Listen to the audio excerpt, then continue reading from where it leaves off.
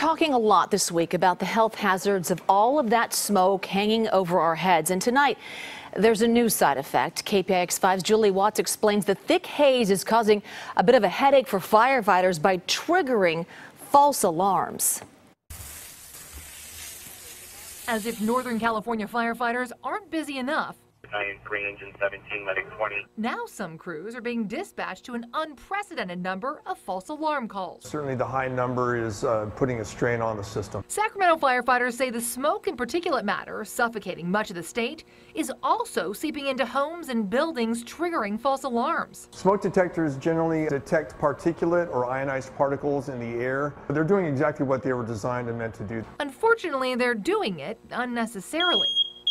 Thursday, Sacramento crews responded to a false alarm at the downtown cathedral, and they were dispatched twice to the police department storage facility when smoke inside the warehouse got so thick it set off the detector. And false alarm calls are more complicated than you might think.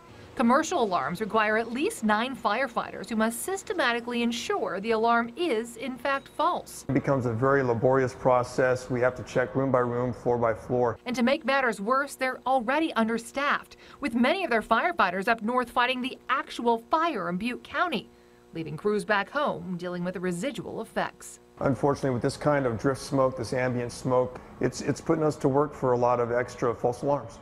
Now, we did reach out to several Bay Area fire departments today, and they say while they have been responding to several false alarms, they say they can't say definitively that it's due to all this smoke.